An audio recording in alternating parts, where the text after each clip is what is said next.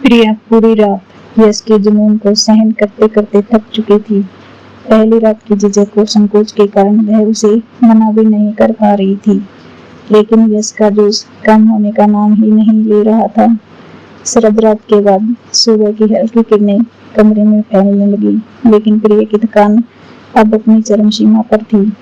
उसने धीरे से यश से गुजारिश की कि अब बस भी करिए, देखिए सूरज निकल आया है। यश ने बड़ी मुश्किल से खुद को रोका और उसे अपने से अलग किया। उसकी भी आंखों में नींद थी, मगर प्रिया की कोमलता और मासूमियत ने उसे बेबस कर रखा था। खैर, अब वह करवट बदल कर सो गया और प्रिया की भी आंखें भारी हो गई। कुछ ही देर हुई थी कि दरवाजे पर दस्तक हुई। यश तो गहरी नींद में था, इसलिए प्रिया को ही उठना पड़ा। वह लड़खड़ाते कदमों से दरवाजे तक गई और हल्की आवाज में बोली, कौन है? बाहर से आवाज आई, बेटा 9 बज चुके हैं, जल्दी से तैयार हो जाओ, हमारे मायके वाले आने वाले हैं। सास की आवाज सुनते ही प्रिया के मन में अजीब सी उदासी छा गई। उसने घड़ी देखी, सुबह के 7:30 बजे थे। यश ने उसे खुद से दूर नहीं किया था, मुश्किल से 1-2 घंटे ही तो सो पाई थी। अब फिर से उठना पड़ रहा था। उसकी नजर बिस्तर पर गहरी नींद में सो रही यश पर गई। वह बिल्कुल निश्चिंत था, जैसे उसे किसी बात की परवाह ही न हो। प्रिया ने भारी मन से अलमारी खोली, कपड़े निकाले और नहाने चली गई। जल्दी से तैयार होकर जैसे ही बाहर आई, उसने देखा कि उसके मायके वाले भी पगफेरे की रस्म के लिए आ चुके थे। सास ने मुस्कुराते हुए कहा, बेटा जाओ यश को भी उठा दो, ठीक नहीं लगता कि दामाद जी सोते रहें और मेहमान इंतजार करें। प्रिया को यह सुनकर अजीब सी घबराहट हुई। बीती रात के बाद यश का सामना करने में उसे डर लग रहा था, कहीं फिर से कुछ वैसा ही ना हो जाए। रात भर यश यही करता रहा था, प्रिया तुम्हारी खुशबू में ही मेरा सुकून है, काश ये रात कभी खत्म ना होती। यश की बातें उसे बेचैन कर देती थी, लेकिन जब सास ने दोबारा इशारा किया तो वह मजबूरी में कमरे में चली गई। सुबह के 11 बज चुके थे, लेकिन यश अभी भी सो रहा था। प्रिया ने धीरे से उसका हाथ पकड़कर उसे जगाने की कोशिश की। यश उठिए, सब लोग इंतजार कर रहे हैं। यश ने नींद आंखों से प्रिया को देखा, लेकिन जैसे ही उसकी नजर उसके चेहरे पर पड़ी, उसकी शरारत जाग उठी और उसने अचानक प्रिया का हाथ खींच लिया, जिससे वह सीधा उसके ऊपर जा गिरी। प्रिया, तुमसे दूर जाने का तो मन नहीं कर रहा था, यश ने मुस्कुराते हुए कहा, और ये रिश्तेदार भी ना बिल्कुल भी वक्त नहीं देते। प्रिया घबरा गई, यश छोड़िए ना, सब लोग इंतजार कर रहे हैं। यश ने उसकी एक ना सुनी और जबरन उसे रोक लिया और अपनी मनमानी करके उसने उसे छोड़ा और खुद नहाने चला गया। जब वह बाहर आया तो अपना गीला तौलिया प्रिया के मुंह की ओर उछालते हुए बोला, मैं नाश्ते के लिए जा रहा हूँ, तुम भी जाकर फिर से तैयार हो जाओ, अगर देर हुई तो कोई भी बहाना बना देना। प्रिया का दिल रोने को कर रहा था, लेकिन बाहर सिंह के सामने वे चाहकर भी कुछ नहीं कर सकती थी। यश कमरे से बाहर चला गया और वह चुपचाप फिर से नहाकर वही कपड़े पहनकर तैयार हो गई, ताकि किसी को शक न हो। नाश्ते के दौरान यश बार बार उसे इशारों से कमरे में बुलाने लगा, लेकिन वह अब तंग आ चुकी थी, इसलिए उसने यश की माँ के पास बैठकर बातचीत में खुद को व्यस्त कर लिया। यश ने जब देखा कि प्रिया उसकी अनदेखी कर रही है तो गुस्से में उठकर अपने कमरे में चला गया और दरवाजा जोर से बंद कर दिया। अभी तो अच्छा भला यहाँ सबके साथ बैठकर नाश्ता कर रहा था। प्रिया ने भी माँ में सिर हिलाकर अपनी सास से झूठ बोल दिया और कहने लगी, पता नहीं माँ, मुझे भी नहीं पता कि जाने को मैं क्या हो गया है। जबकि प्रिया अच्छी तरह से जानती थी कि यश के गुस्से की वजह क्या थी, लेकिन प्रिया इस वक्त यश का गुस्सा बर्दाश्त तो कर सकती थी, मगर उसका जुनून नहीं। खैर, प्रिया आज पूरा दिन अपने कमरे में ही नहीं गई और शाम को तो मुझे दिखाई का फंक्शन था, इसलिए उसकी सास ने उसे तैयार होने के लिए पार्लर भेज दिया और खुद फंक्शन की तैयारियों में जुट गई। मुझे दिखाई का फंक्शन में तो प्रिया और भी ज्यादा खूबसूरत लग रही थी। वह यूं गई कि वह तो कयामत छा रही थी। उसे देखते ही यश तो अपनी पल के झपकाना ही भूल गया। लाल और हरे रंग के कॉम्बिनेशन में मुझे दिखाई का खूबसूरत जोड़ा मेहंदी से सजे, हाथों में लाल और हरे रंग की चूड़ियां और ठीक उसी तरह मेहंदी लगे पैरों में सोने की पायल, ऊपर से मुझे दिखाई का घूंघट उठाने के लिए सिर पर डाली हुई नथ की गोल्डन चुनरी, जिसमें से प्रिया का खूबसूरत चेहरा साफ नजर आ रहा था।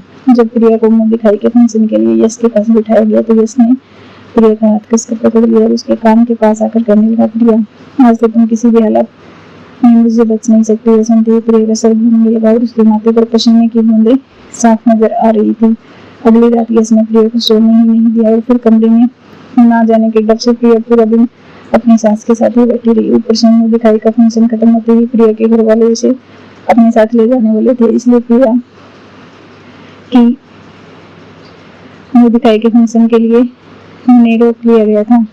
हालांकि प्रिया के खानदान की परंपरा के अनुसार बेटी के माँ बाप अगली सुबह को ही अपनी बेटी को पगफेरे की रस्म के लिए अपने घर ले जाते हैं और इसलिए प्रिया के मायके वाले भी सुबह सुबह ही प्रिया को लेने चले गए थे। मगर जब प्रिया की सास ने उन्हें बताया कि शाम को तो मुंह दिखाई का फंक्शन रखा गया है, तो वो लोग प्रिया को लिए बिना ही वापस लौट रहे थे। लेकिन प्रिया की सास ने उन्हें यह कहकर रोक दिया कि इस तरह से बेटी को लिए बगैर जाना अच्छा नहीं होगा, इसलिए आप लोग मुंह दिखाई के फंक्शन तक रुक जाइए और फिर फंक्शन खत्म होते ही प्रिया को अपने साथ ले जाना। लेकिन अब प्रिया को इतनी नींद आ रही थी कि उसमें बिल्कुल भी हिम्मत नहीं थी कि वह आज रात में यश के साथ जाग सके और उसकी ख्वाहिशों को पूरा कर सके। मुंह दिखाई का फंक्शन खत्म होते ही प्रिया के माँ बाप ने प्रिया को अपने साथ ले जाने की इजाजत मांगी और कहा कि अगले दिन आप प्रिया को वापस ले जा सकते हैं। यश की माँ ने कहा, जी बिल्कुल। यह कहते ही प्रिया की सास ने प्रिया के माथे पर प्यार किया और घर में किसी को भी इस बात से कोई ऐतराज नहीं था। लेकिन प्रिया के जाने की बात सुन यश के तो जैसे होश ही उड़ गए थे। यश तुरंत कहने लगा, अरे नहीं नहीं, हमारे यहाँ तो कोई रिवाज नहीं है कि शादी के दूसरे दिन ही लड़की के माँ बाप उसे अपने साथ ले जाएं। अब यश की माँ ने यश के कंधे पर हल्की सी चपत लगाई और कहने लगी, यश बेटा, बड़ों के साथ ऐसा मजाक नहीं करते और ना ही इस तरह से बड़ों को जवाब देते हैं। और फिर यश की माँ ने मुस्कुराते हुए प्रिया के माँ बाप से कहा, आप यश की बातों को बुरा मत मानना, ये आजकल के बच्चों को तो जरा सी भी शर्म नहीं आती, बस कुछ भी बोल देते हैं। लेकिन आप प्रिया को अपने साथ ले जा सकते हैं। प्रिया भी शायद यही चाह रही थी कि वह अपने माँ पापा के साथ अपने घर चली जाए और अपनी नींद पूरी कर ले, क्योंकि सर दर्द से उसका सिर फटा जा रहा था। प्रिया ने सिर उठाकर यश की ओर देखा और फिर तुरंत ही उस पर से अपनी नजरें हटा ली, क्योंकि जिस तरह से यश प्रिया को देख रहा था वह अपने आंखों के इशारों से यही कहने की कोशिश कर रहा था कि प्रिया, तुमको इनकार कर दो, तुम अपने माँ पापा के साथ अपने मायके नहीं जाना चाहती। लेकिन उसके बाद प्रिया ने तो यश की तरफ देखा ही नहीं और चुपचाप अपने माँ पापा के साथ अपने मायके आ गई। और मायके आकर जैसे ही प्रिया ने अपने कपड़े बदले और सोने के लिए बेड पर लेटी, तो उसी वक्त यश का फोन आना शुरू हो गया। प्रिया ने फोन उठाकर अपने कान से लगाया तो यश कहने लगा, प्रिया, ये कैसी परंपरा है तुम्हारे परिवार की और ऐसे कौन करता है भला? तब प्रिया ने कहा, लेकिन यश, यह तो एक रस्म है और शादी के बाद हर माँ बाप ये रस्म निभाते हैं। तब यश ने कहा, भाड़ में जाए ऐसी रस्में, मैं तो इसी वक्त तुम्हें लेने आ रहा हूँ और तुम भी चुपचाप घर वापस आ जाना। यश बहुत ही गुस्से में था और उसने बहुत ही सख्त शब्दों में प्रिया से यह बात कही थी। तब प्रिया कहने लगी, लेकिन यश, आप मेरी बात समझने की कोशिश तो कीजिए, मैं अपने माँ बाप से क्या बहाना बनाऊंगी? तो यश ने कहा, देखो प्रिया, वह सब कुछ मैं नहीं जानता, तुम कोई भी बहाना बना लो, लेकिन तुम अभी और इसी वक्त मेरे साथ घर वापस आओगी। और फिर यश ने प्रिया से कहा, अच्छा प्रिया, ये बताओ, तुमने अभी तक कपड़े तो नहीं बदले हैं ना? तो प्रिया कहने लगी, हाँ यश, मैंने तो कपड़े बदल लिए हैं और अब तो मैं बस सोने ही जा रही थी। तब यश ने प्रिया से कहा, प्रिया, तो फिर तुम ठीक वैसे ही तैयार हो जाओ जैसे कि मुंह दिखाई के फंक्शन के लिए तैयार हुई थी। प्रिया ने कहा, लेकिन यश, अभी तो प्रिया ने अपनी बात पूरी भी नहीं की थी कि तभी यश ने प्रिया को बीच में ही रोक दिया और कहने लगा, देखो प्रिया, मैं कुछ नहीं जानता, मैं तुम्हें बस लेने आ रहा हूँ और तुम्हें उसी लुक में देखना चाहता हूँ जैसे कि तुम मुंह दिखाई के फंक्शन में तैयार हुई थी। तुम्हारे सारे गहने मैं खुद अपने हाथों से उतारूंगा और तुम्हारी हर एक चीज में खुद ही उतारना चाहूंगा, जैसे कि शादी की पहली रात को उतारी थी और तुमने मुझसे पूछे बिना अपना श्रृंगार कैसे उतार दिया और तुम होती कौन हो मुझसे मेरा अधिकार छीनने वाली? देखो प्रिया, अब तुम मेरी पत्नी हो और अब मुझसे पूछे बिना तुम्हें कुछ भी करने की इजाजत नहीं है।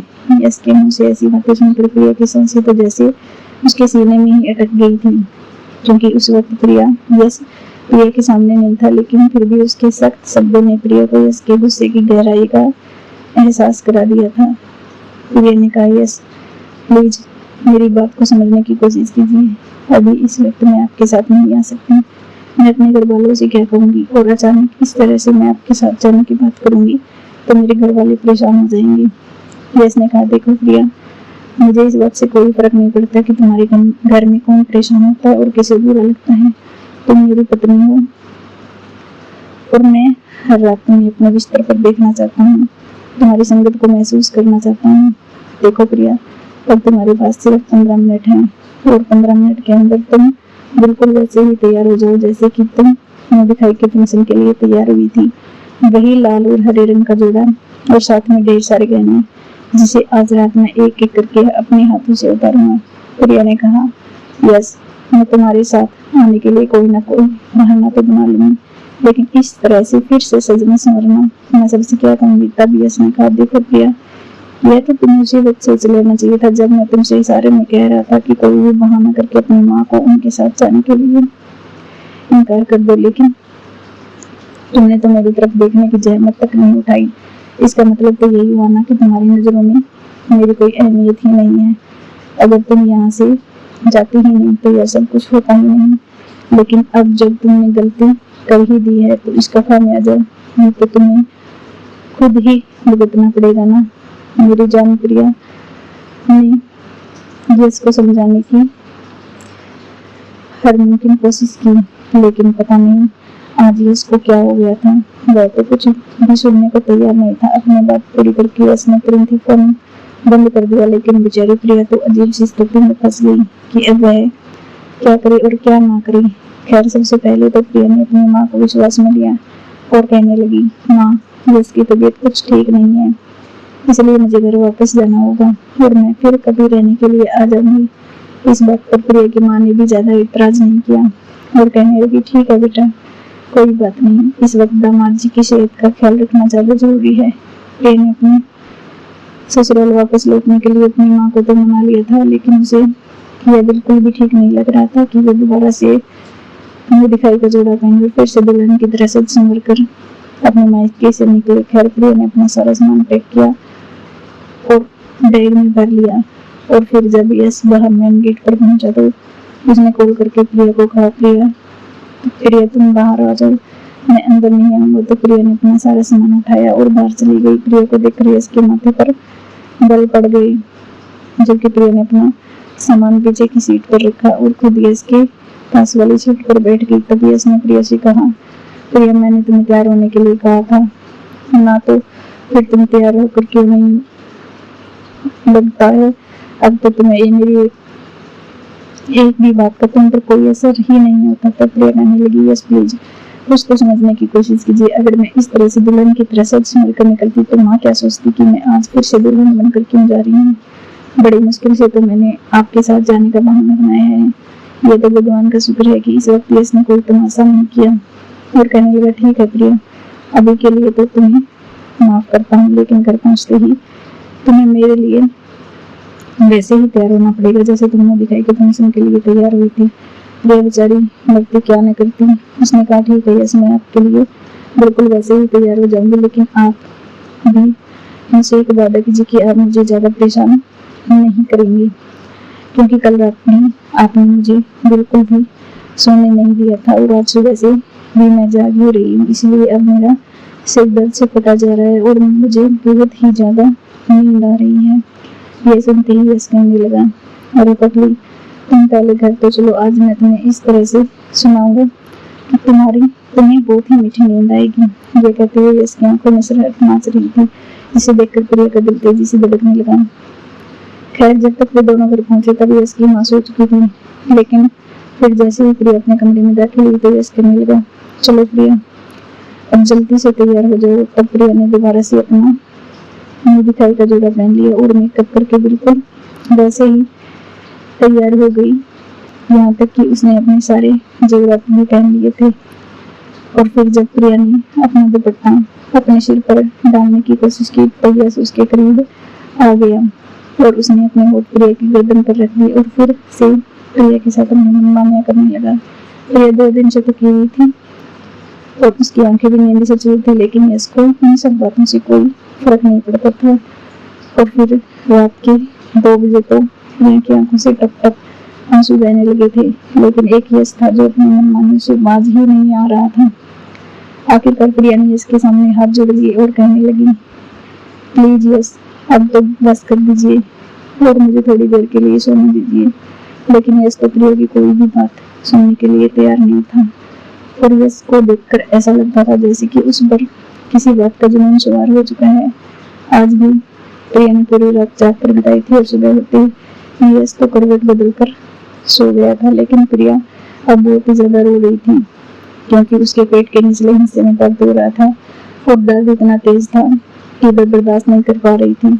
और फिर जब दर्द प्रिया की बर्दाश्त से बाहर हो गया तो उसने गहरी नींद में सो रहे यश को जगाने के लिए उसे कंधे से पकड़कर उसे हिलाना शुरू कर दिया। यश भी एकदम से गहरी नींद से जाग गया, और प्रिया को दर्द से तड़पता देखकर तो वह भी घबरा गया और कहने लगा, प्रिया क्या हुआ है तुम्हें, तुम इस तरह से क्यों रो रही हो? तो प्रिया ने कहा, यस प्लीज कुछ कीजिए, मुझे बहुत ज्यादा दर्द हो रहा है, अब तो मुझसे बर्दाश्त ही नहीं हो रहा है। यश ने देखा कि प्रिया के पेट के निचले हिस्से पर अपने दोनों हाथ रखे तड़प रही थी, और यह देखकर खुद यश भी घबरा गया, क्योंकि उसे भी कुछ समझ नहीं आ रहा था आखिर प्रिया को हुआ क्या है। यश ने प्रिया से कहा, 1 मिनट रुको प्रिया, मैं अभी माँ को बुला कर लाता हूँ। यह कहते हुए यश जल्दी से बेड से उठकर खड़ा हुआ और अपनी शर्ट पहनकर उसके बटन लगाते हुए और अपने हाथों से अपने बालों को ठीक करते हुए कमरे से बाहर निकल गया। कुछ देर बाद यश की माँ घबराई हुई कमरे में आई तो उन्होंने देखा कि प्रिया दर्द से बहुत ही ज्यादा तड़प रही थी, और यश की माँ खुद भी नहीं समझ पा रही थी कि आखिर प्रिया को हुआ क्या। इसलिए उन्होंने यश से कहा, यश ऐसा करो कि ड्राइवर से कहो जल्दी से गाड़ी निकालें, प्रिया को हॉस्पिटल लेकर जाना है। अपनी माँ के कहने पर यश जल्दी से बाहर चला गया, और तब तक यश की माँ प्रिया को सहारा देकर बाहर गाड़ी तक ले आई थी। लेकिन जब वह लोग प्रिया को लेकर अस्पताल पहुंचे तो लेडी डॉक्टर ने यश की माँ को बुरे तरीके से डांटा और कहने लगी, आपको पता भी है कि आपके बेटे ने अपनी पत्नी का क्या हाल कर दिया है? आपका बेटा इंसान है या जानवर? उसे बिल्कुल भी होश नहीं है क्या? तो फिर डॉक्टर ने प्रिया के सास को बताया कि प्रिया के इंटरनल साइड पर जख्म हो चुके हैं, इसलिए अपने बेटे से कहना कि कुछ दिनों तक वह अपनी पत्नी से दूर ही रहे। डॉक्टर की बात सुनकर तो यश की माँ भी शर्मिंदा हो गई, और फिर जैसे ही प्रिया को लेकर क्लिनिक से बाहर आई तो उन्होंने देखा कि यश बाहर गाड़ी के पास ही खड़ा था। अपनी माँ को देखते ही यश ने उनसे पूछा, माँ क्या हुआ है प्रिया को? तो उसकी माँ उसे खा जाने वाली नजरों से देखने लगी और फिर कहने लगी, बेशरम इंसान, यह तो तुझे पता होना चाहिए था, आज तो तूने मुझे बहुत ही ज्यादा शर्मिंदा करके रख दिया है। शायद कुछ यश को भी कुछ समझ आ चुका था, इसलिए अब वह अपनी माँ से नजरें चुराने लगा था। लेकिन फिर प्रिया जैसे ही गाड़ी में बैठी तो उसने अपनी आंखें बंद कर ली, क्योंकि वह 2 दिन से ठीक से सोई भी नहीं थी। ऊपर से दर्द बर्दाश्त कर करके उसकी हालत और भी ज्यादा खराब हो गई थी। डॉक्टर ने प्रिया को इंजेक्शन तो दे दिया था और साथ ही कुछ मेडिसिन भी लिख कर दी थी ताकि उसके दर्द में कुछ आराम मिल सके। फिर यश ने जैसे ही अपनी गाड़ी स्टार्ट की तो उसकी माँ कहने लगी, यश प्रिया को उसके मायके छोड़ना है तो गाड़ी को प्रिया के मायके की ओर ले चलो। तब यश ने कहा, लेकिन माँ क्यों माँ? तो उसकी माँ कहने लगी, क्योंकि अब प्रिया 8 दिन तक अपनी माँ के घर पर रहेगी और वहीं आराम करेगी। तब यश ने कहा, लेकिन माँ प्रिया हमारे यहाँ घर पर भी तो आराम कर सकती है। तब यश की माँ ने कहा, तू अपना दिमाग ज्यादा मत चला और जो मैं कह रही हूँ वही कर। प्रिया ने दिल ही दिल में अपनी सास का शुक्रिया अदा किया और यश की माँ ने प्रिया को उसके मायके छोड़ दिया। उन्होंने प्रिया की माँ से कहा कि यश की खराब तबीयत की वजह से प्रिया कब फेरे की रस्म पर भी आपके पास नहीं रुक पाई थी, इसलिए अब वह 8 दिन तक आपके पास ही रहेगी। यह सुनकर तो प्रिया की माँ बहुत ही ज्यादा खुश हो गई, लेकिन उन्हें भी अपने बेटे के चेहरे पर दर्द के भाव साफ साफ नजर आ रहे थे। मगर प्रिया ने अपनी माँ को कुछ भी नहीं बताया, क्योंकि यश की माँ ने उसे हाथ जोड़कर विनती की थी कि वह इस बारे में अपने घर वालों से कुछ भी ना कहे। यश की माँ ने प्रिया के सिर पर हाथ रखकर उसे तसल्ली दी और कहा, प्रिया बेटा मैं यश को समझा दूंगी, वह आइंदा से तुम्हारे साथ ऐसा सलूक कभी नहीं करेगा। लेकिन प्रिया के दिल में तो जैसे यश की नजदीकियों का डर बैठ गया था और यश ने भी 2 दिन तक तो कुछ नहीं कहा और प्रिया ने 2 दिन बहुत ही सुकून से बिताए थे। लेकिन फिर 2 दिन बाद यश ने प्रिया को फोन किया।